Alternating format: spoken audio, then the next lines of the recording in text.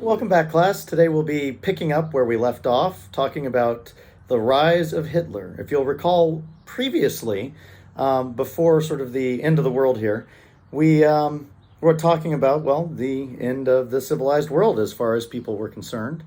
We were discussing the rise of Stalin and totalitarianism in general. Now, if you'll recall, Stalin was a communist.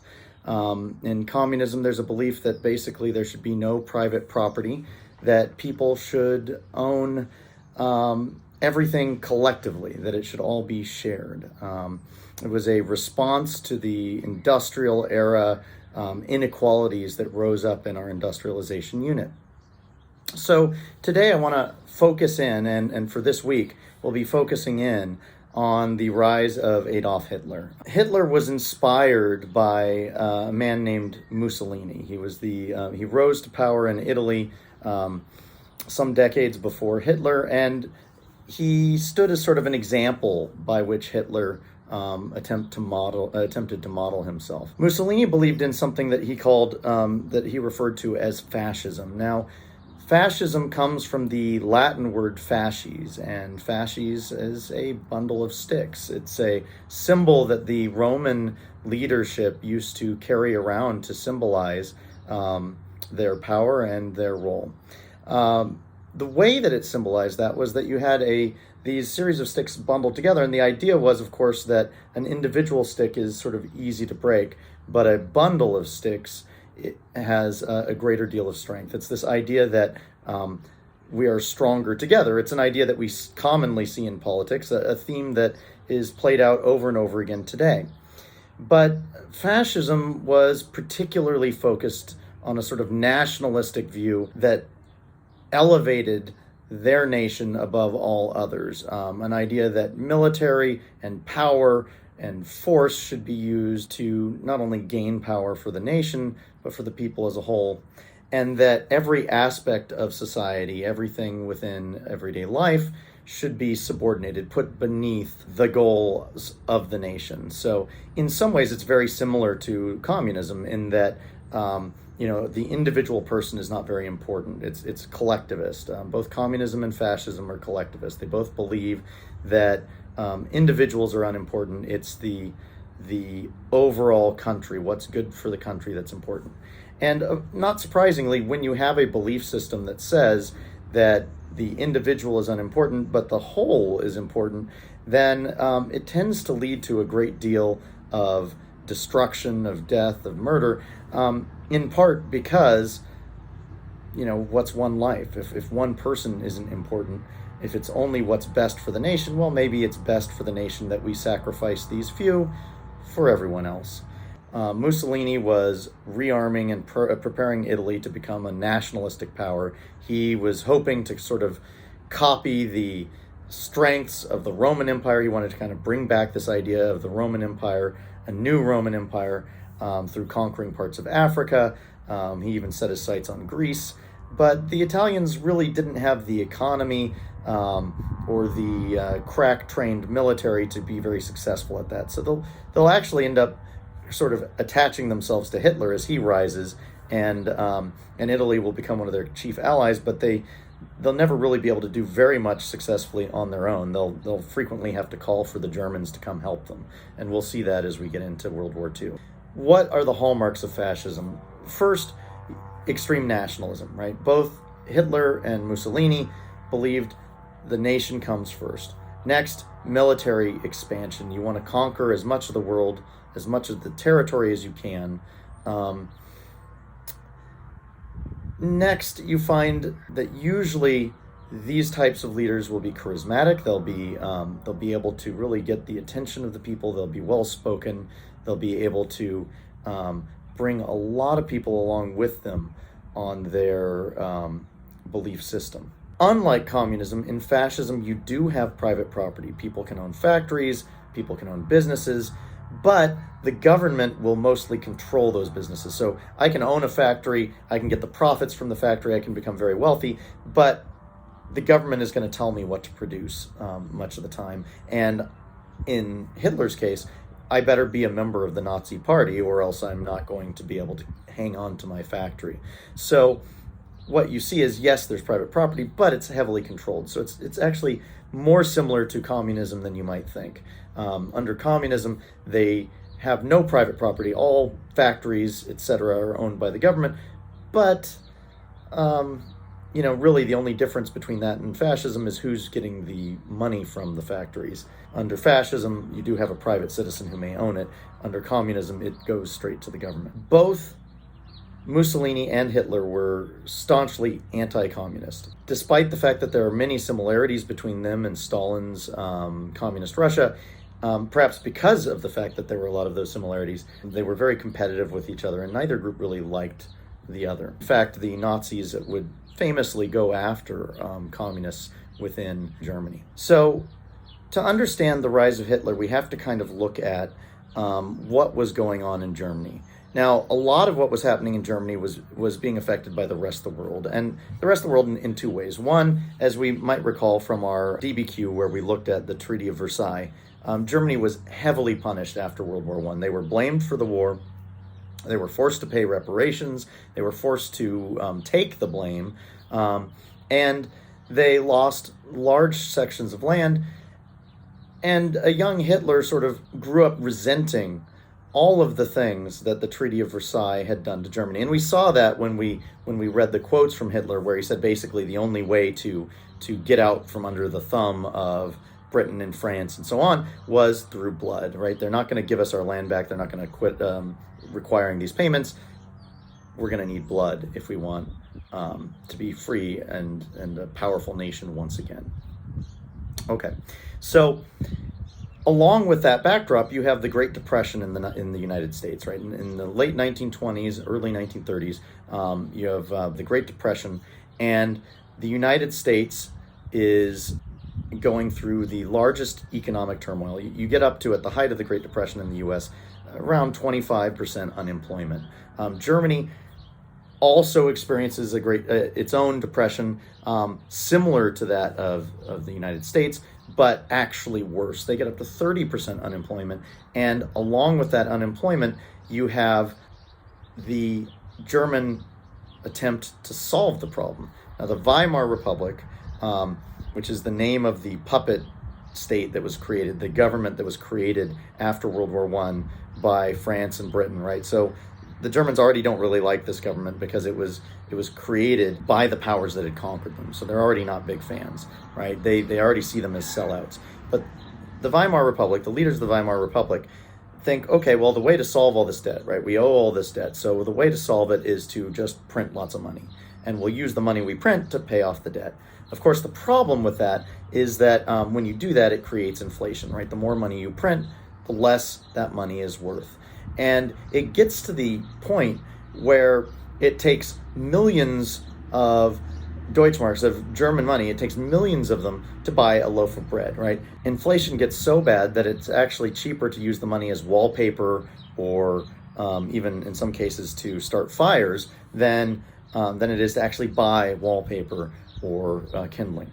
And so it causes massive unrest in Germany, right? You have huge unemployment, you have people on the edge of starvation, you have anger from World War I. All of these things combine to cause Germans to be frustrated, angry, and ready for a change. And the thing about people is that when they're happy, when everything's going well, no one wants communism or fascism or any of those things when everything's going well. Right? When everything's going well, you don't want change. You want to keep things the same. It's when times get hard, when people are out of work, when they're hungry, when they don't know whether they can feed their kids tomorrow, that's when people are willing to take huge risks and try almost anything. And so when Hitler comes along and promises to them, hey, you know what? I'll solve your problems.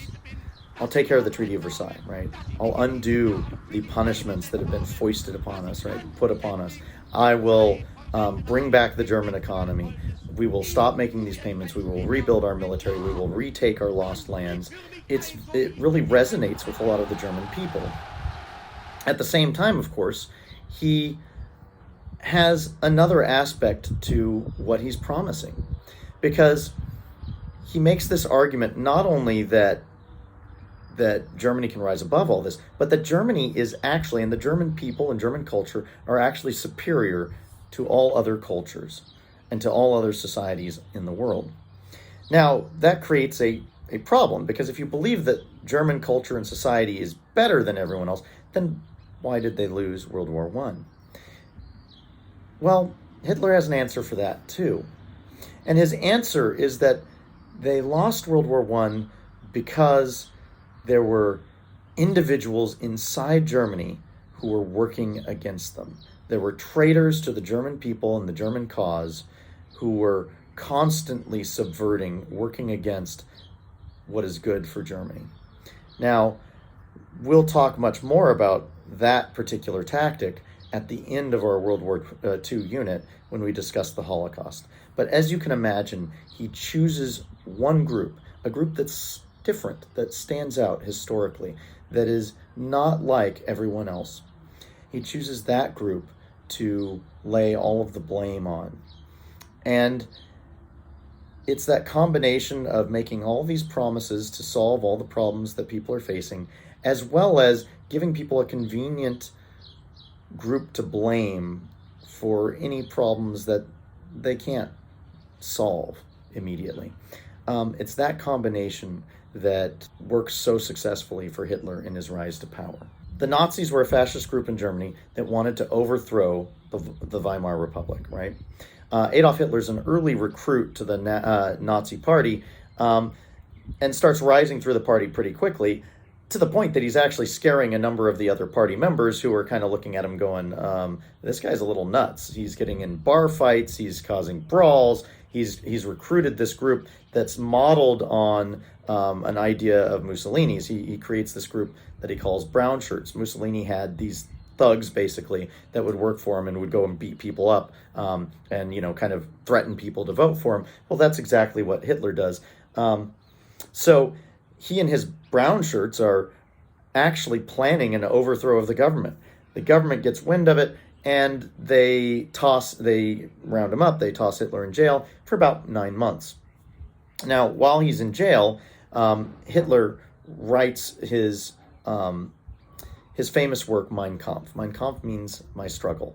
What does he talk about? Well, basically in Mein Kampf, he talks about his vision of the future of Germany. That vision was an Aryan, an all-white, all-Germanic future. It was a future where they saw every other group as inferior. And it was extremely nationalistic and imperialistic, really. What he wanted to do was expand Germany's power. He saw that, the British and the French and others had created these vast empires, conquering much of the rest of the world, and used the resources from those areas to feed their factories and grow their power. He wanted to do much the same, and the area that he thought would naturally be the best choice for Germany to expand into was Russia. Vast amounts of land and resources, not a lot of people per mile. Tons of people overall, but not a lot, not very dense. And so he was looking already, in the 1920s, he was already talking about conquering Russia and colonizing it. He called the Versailles Treaty an outrage. He demanded that Germany be able to take what he saw as its rightful place as a great nation, if not the greatest nation. And he promised what he called the Third Reich, the Third Empire, right? The first great empire was the Roman Empire. He wanted to be the third great empire of the world, in his view. So he's released from jail in 1924. He then spends years organizing the Nazis into Germany's most powerful party. Prior to him getting out of jail, they were really just an also-ran. They weren't very popular. They weren't doing much. But on the back of Hitler's charisma, his ability to give these grand speeches and sort of pound the table and get people to pay attention, he's able to build the party into a very, very powerful political party in Germany. In fact, the most powerful one. By 1933, Hitler is actually named Chancellor, which is Prime Minister of Germany.